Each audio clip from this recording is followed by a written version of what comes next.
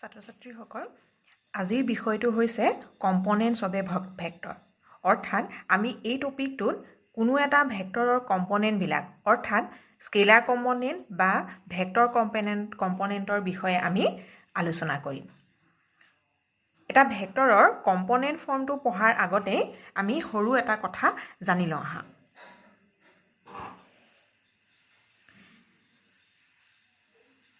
three-dimensional চিষ্টেমত XYZ এক্সিছত ইয়াতে ধৰি ললোঁ মই OX অক্ষত A এটা বিন্দু আৰু সেই বিন্দুটোৰ কোঅৰ্ডিনেট ললোঁ 1,0,0 এতিয়া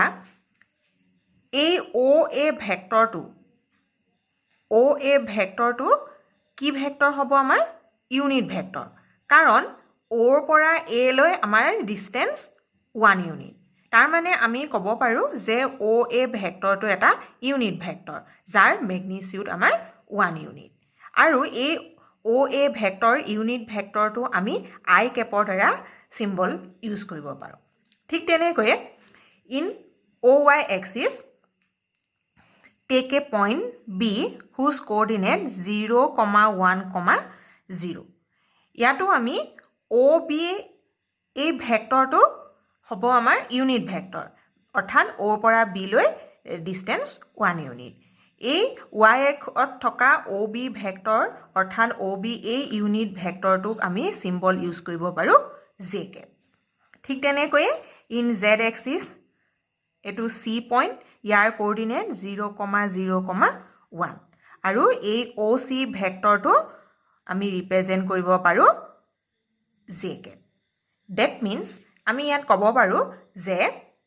I কেপ J কেপ আৰু K কেপ এই তিনিটা ইউনিট ভেক্টৰ হৈছে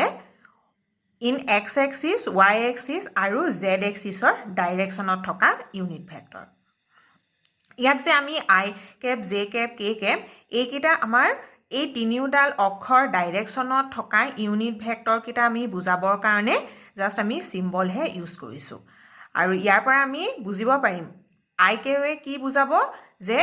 X এক্সিছৰ ডাইৰেকশ্যনত থকা ইউনিট ভেক্টৰ ঠিক তেনেকৈয়ে J কেপ আৰু K কেপে কি বুজাব যে ক্ৰমান্বয়ে Y এক্সিছ আৰু Z এক্সিছৰ ডাইৰেকশ্যনত থকা ইউনিট ভেক্টৰ that means আমি লিখিব পাৰোঁ magnitude of OA vector 1 similarly magnitude of OB vector is also 1 then magnitude of OC vector is 1 এতিয়া আহা আমাৰ আসল যিটো topic component of a vector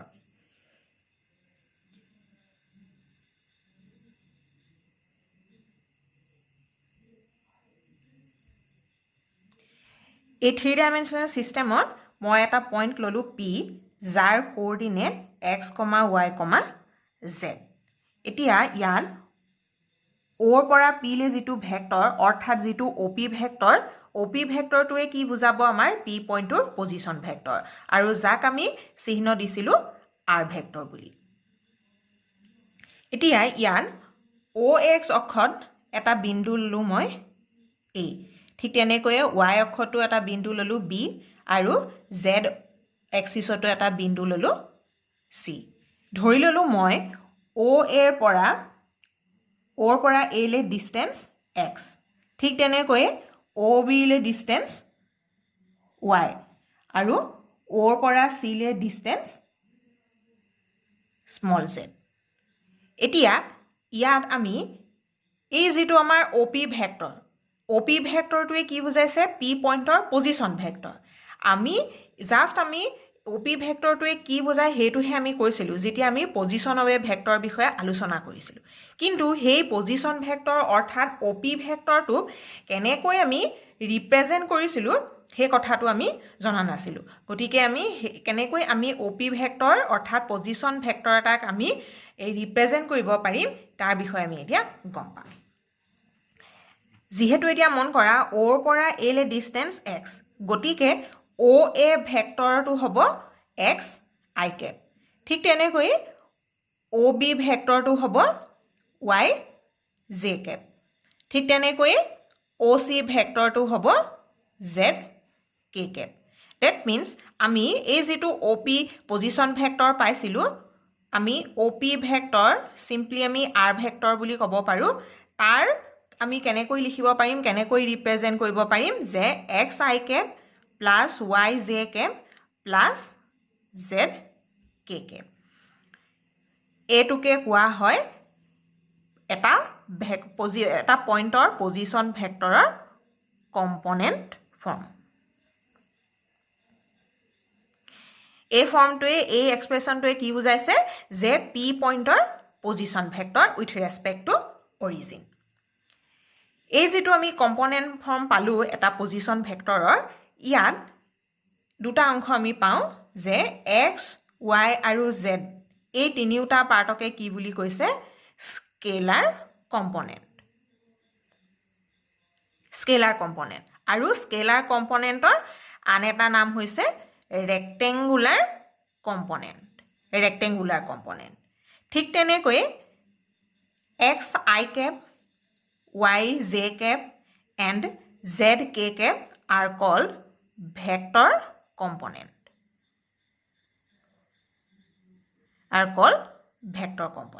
এই কথাকেইটা মনত ৰাখিবা যে এটা ভেক্টৰৰ কম্পোনেন্ট ফৰ্মৰ পৰা আমি দুটা কম্পোনেন্ট পাব পাৰো এটা হৈছে স্কেলাৰ কম্পোনেন্ট আৰু স্কেলাৰ কম্পোনেন্ট কেইটা কি হয় ভেক্টৰ কম্পোনেন্টৰ এক্সপ্ৰেছনটোৰ ইউনিট ভেক্টৰ কেইটা অৰ্থাৎ i cap j cap k capৰ যেটো কোএফিচিয়েন্ট কেইটা হেকিটা হৈছে স্কেলাৰ কম্পোনেন্ট আৰু x i cap y j cap and z k cap এইকেইটা হৈছে ভেক্টৰ কম্পোনেন্ট দিয়া যেহেতু আমি এটা পজিশন ভেক্টৰৰ এক্সপ্ৰেছনটো প্ৰকাশটো আমি গম পালো অৰ্থাৎ কম্পোনেন্ট ফৰ্মটো আমি লিখিব পাৰিম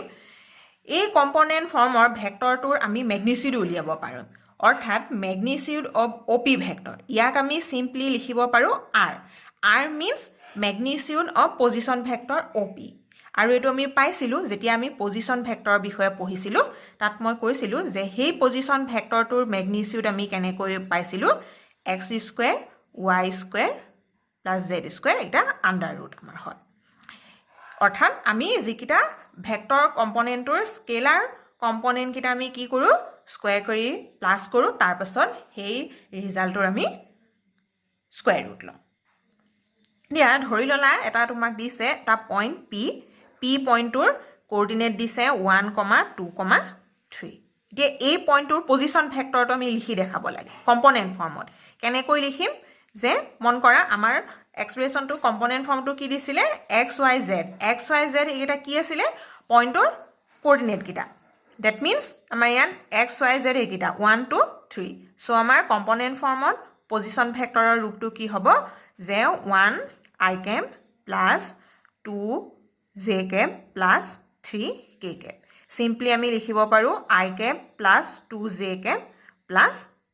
3 k cap যদি এই পজিশন ভেক্টৰটোৰ ম্যাগনিটিউড আমি উলিয়াব লাগে তেতিয়া আমি কি পাম under root and x square y square plus z square গটিকে 1 square plus 2 square plus 3 square তেতিয়া আমি পাম ৰিজাল্টটো 1 plus 4 plus 9 that means √14 এইটোৱে হ'ল আমাৰ এই পইণ্টৰ পজিশন ভেক্টৰৰ ম্যাগনিটিউড এইটোৱে আছিল আমাৰ কম্পোনেন্ট ফৰ্মে ভেক্টৰ তাৰ মানে আমি এটা পইণ্টৰ পজিশন ভেক্টৰটোৰ আমি কম্পোনেন্ট ফৰ্মটো আমি লিখিব পাৰো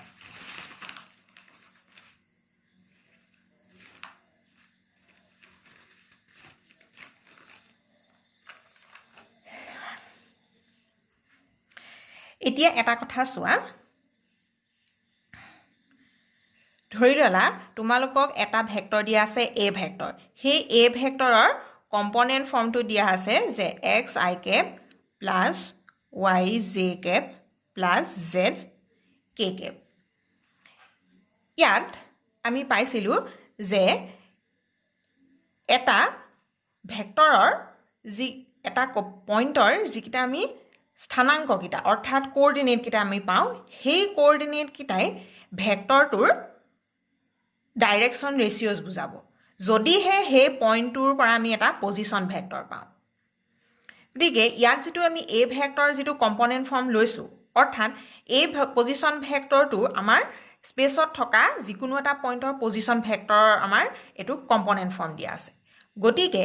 ইয়াত আমি এই যিকেইটা এক্স ৱাই জেড অৰ্থাৎ যিকেইটা স্কেলাৰ কম্পনেণ্টকেইটা সেই স্কেলাৰ কম্পনেণ্টকেইটাক আমি কি বুলি ক'ব পাৰোঁ আমাৰ এই এ ভেক্টৰটোৰ ডাইৰেকশ্যন ৰেচিঅ'জ বুলি ক'ব পাৰোঁ so' x y z r simply direction ratios of a vector এইটো কথা আমি যেতিয়া ডাইৰেকশ্যন ৰেচিঅ'জ বিষয়ে পঢ়িছিলোঁ তাত আমি পাইছিলোঁ এতিয়া আমি এই এ ভেক্টৰৰ ডাইৰেকশ্যন কোচাইনকেইটাও আমি উলিয়াব পাৰোঁ কেনেকৈ উলিয়াব পাৰোঁ যে ডাইৰেকশ্যন কোচাইনৰ আমাৰ চিম্বলকেইটা আছিলে এল এম এন গতিকে আমি যদি ফাৰ্ষ্ট এল উলিয়াওঁ তেতিয়া আমি ডাইৰেকশ্যন কোচাইনৰ পঢ়োঁতেও আমি এটা ফৰ্মুলা পাইছিলোঁ যে l equal to x divided by magnitude of r vector simply আমি মেগনিচিউডটো আমি আৰ বুলিও লিখোঁ আৰ মিনছ তোমাৰ সেই পজিশ্যন ভেক্টৰটোৰ মেগনিচিউড গতিকে ইয়াত আৰ মেগনিচিউডটো কি হ'ব under root x square plus y square plus z square এইটো হ'ল আমাৰ এল ঠিক তেনেকৈয়ে এমটো আমি পাব পাৰোঁ y divided by root over x square plus y square plus z square তেনেকৈয়ে এন ইকুৱেল টু পাওঁ আমি z divided by under root x square plus y square plus z square এইটোৱে আছিলে আমাৰ এই ডাইৰেকশ্যন কোচাইনকেইটা এতিয়া চাওঁ আহা এই 3 ডাইমেনশ্যনেলত মই এটা পইণ্ট ল'লোঁ পি যাৰ কোঅৰ্ডিনেট এক্স ৱাই জেড ইয়াত অ' পি ভেক্টৰটো আমাৰ কি বুজাইছে পি পইণ্টৰ পজিশ্যন ভেক্টৰ আৰু আমি এক চিম্পলি লৈছিলোঁ আৰ ভেক্টৰ বুলি অৰ্থাৎ আমি সেই আৰ ভেক্টৰ অৰ্থাৎ পজিশ্যন ভেক্টৰটোৰ আমি কম্পনেণ্ট ফৰ্মটো এইমাত্ৰ পালোঁ যে x i cap plus y j cap plus z k cap ঠিক তেনেকৈ ইয়াৰ মেগনিচিউডো হ'ব under root x square plus y square plus z square এতিয়া ইয়াৰ পৰা আমি যিহেতু ডাইৰেকশ্যন কোচাইনকেইটাও আমি অলপ আগত দেখালোঁ যে l equal to x by r ঠিক তেনেকৈয়ে m equal to y by r আৰু n equal to z by r এইকেইটা হ'ল আমাৰ সেই পজিশ্যন ভেক্টৰটোৰ ডাইৰেকশ্যন কোচাইন এতিয়া যদি আমি এই ভেক্টৰ অ' পি ভেক্টৰৰ ডাইৰেকশ্যনতে এটা যদি আমি ইউনিট ভেক্টৰ লওঁ অৰ্থাৎ 1 ইউনিটৰ যদি আমি এটা ভেক্টৰ লওঁ তেতিয়া কি হ'ব মন কৰা আমি ইউনিট ভেক্টৰটো ধৰি ল'লোঁ মই আৰ কেপ বুলি এতিয়া ইউনিট ভেক্টৰ ওলোৱাৰ ফৰ্মুলাটো কি আছিলে যে given vector divided by its magnitude অৰ্থাৎ আমি যদি গিভেন ভেক্টৰটোক তাৰ মেগনিচিউডে ডিভাইড কৰোঁ তেতিয়া আমি কি পাওঁ সেই ভেক্টৰটোৰ ডাইৰেকশ্যনতে আমি এটা ইউনিট ভেক্টৰ পাওঁ এতিয়া ইয়াত আৰ ভেক্টৰ ডিভাইডেড বাই মেগনিচিউডটো আমি ল'ব পাৰোঁ চিম্পলি আৰ আৰু আমি আৰ ভেক্টৰৰ কম্পনেণ্ট ফৰ্মটো অলপ আগত পালোঁ এইটো হ'ল যিটো গতিকে আমি ইয়াত লিখিব পাৰোঁ আৰৰ জেগাত কম্পনেণ্ট ফৰ্মটো আমি লিখিব পাৰোঁ that means x i cap y j cap plus z k cap divided by r r means position ভেক্টৰটোৰ মেগনিচিউড ইয়াক আমি আৰু এক ধৰণেৰে সজাই লিখিব পাৰোঁ যে x by r i cap plus y by r j cap plus z by r k cap এতিয়া তোমালোকে মন কৰা ইয়াত যিটো এক্স বাই আৰটো আমি অলপ আগত কি পাই থৈছিলোঁ এল ঠিক তেনেকৈ এম ইকুৱেল টু আমি পাইছোঁ y by r n equal to পাইছোঁ আমি জেড বাই আৰ গতিকে আমি ইয়াত লিখিব পাৰোঁ কি যে এক্স বাই আৰৰ জেগাত l i cap plus y by আৰৰ জেগাত m j cap plus z by আৰৰ ঠাইত আমি লিখিব পাৰোঁ এন কে কেপ এইটোৱে কি বুজালে আমাৰ যে এই আৰ ভেক্টৰ যিটো পজিশ্যন ভেক্টৰৰ ডাইৰেকশ্যনত আমি এটা ইউনিট ভেক্টৰ যিটো আৰ কেপ চিম্বলৰ দ্বাৰা বুজাইছোঁ আমি সেই ইউনিট ভেক্টৰটোৰ আমি কম্পনেণ্ট ফৰ্মকেইটা পালোঁ এতিয়া মন কৰিবা আমি যেতিয়া সেই ইউনিট ভেক্টৰটো কম্পনেণ্ট ফৰ্মত লিখিলোঁ তেতিয়া আমি কি গম পালোঁ যিকেইটা আমাৰ স্কেলাৰ কোৱান্টিটি কেইটা আমাৰ LMN হ'ল অৰ্থাৎ এইকেইটা কি হ'ল আমাৰ সেই ভেক্টৰটোৰ গিভেন ভেক্টৰটোৰ ডাইৰেকশ্যন কোসাইন তাৰ মানে যদি আমাৰ কোনো এটা ইউনিট ভেক্টৰৰ কম্পনেণ্ট ফৰ্মত এক্সপ্ৰেছ হৈ থাকে তেতিয়াহ'লে আমি সেই তাৰ পৰা আমি কি গম পাম যে I, J cap, K capৰ কোফিচিয়েণ্ট কেইটা অৰ্থাৎ স্কেলাৰ কম্পনেণ্ট কেইটাই কি হ'ব ভেক্টৰটোৰ ডাইৰেকশ্যন কোসাইন এই কথাটো তোমালোকে মনত ৰাখিবা এই কথাটো কেৱল আমাৰ ইউনিট ভেক্টৰৰ ক্ষেত্ৰতহে হয় ধৰি ললা এটা উদাহৰণ স্বৰূপে তোমালোকে ল'ব পাৰা যে এটা ভেক্টৰ দিছে এ ভেক্টৰ তাৰ কম্পনেণ্ট ফৰ্মটো দিছে I cap plus 2j cap minus k cap এতিয়া এই ভেক্টৰটোৰ আমি ডাইৰেকশ্যন ৰেচিঅ'ছ কেইটা আমি ক'ব লাগে যেতিয়া এটা পজিশ্যন ভেক্টৰৰ কম্পনেণ্ট ফৰ্মটো দিয়া থাকে তাত আমি গম পালোঁ যে স্কেলাৰ কম্পনেণ্ট কেইটা অৰ্থাৎ I, J, K capৰ কোফিচিয়েণ্ট কেইটাই হ'ব ভেক্টৰটোৰ ডাইৰেকশ্যন ৰেচিঅ'ছ ইয়াত এতিয়া আমাৰ স্কেলাৰ কম্পনেণ্ট কি হ'ব I capৰ কোফিচিয়েণ্ট 1 that means 1 2 and minus 1 অৰ্থাৎ 1 2 আৰু minus 1 হৈছে আমাৰ এই ভেক্টৰটোৰ ডাইৰেকশ্যন ৰেচিঅ'ছ সিমিলাৰলি আমি ডাইৰেকশ্যন কোসাইন উলিয়াব পাৰোঁ ডাইৰেকশ্যন কোসাইন আমি কেনেকৈ উলিয়াব পাৰোঁ যে x ডিভাইডেড বাই r ইয়াত x টো আমাৰ 1 r মিন্স ভেক্টৰটোৰ ম্যাগনিটিউড ইয়াত আমাৰ ভেক্টৰটোৰ সিম্বল a দিছে গতিকে এটো একচুয়াল মই ফৰ্মুলা দ্বাৰা লিখিছো গতিকে r মিন্স ভেক্টৰটোৰ ম্যাগনিটিউড সো ম্যাগনিটিউড হ'ব আমাৰ 1 square plus 2 square minus 1 square ঠিক তেনেকৈ m equal to y by r that means y means 2 so 2 divided by under root 1 square 2 square minus 1 square ঠিক তেনেকৈ n equal to z by r z means minus 1 so minus 1 divided by under root 1 square plus 2 square minus 1 square আৰু এইখিনি আমি square ৰুটৰ পাৰ্টখিনি আমি calculate কৰিলে পাম under root 6 L equal to 1 by root 6 and m equal to 2 by root 6 last n equal to minus 1 by root 6 এইকিটাই হল আমাৰ এই ভেক্টৰটোৰ direction cosine এনেকৈ আমি এটা গিভেন ভেক্টৰৰ ডাইৰেকশ্যন ৰেচিঅ'ছ আৰু ডাইৰেকশ্যন কোসাইন আমি দুইটা কথা আমি উলিয়াব পাৰোঁ এতিয়া এই কম্পনেণ্ট ফৰ্মৰ পৰাই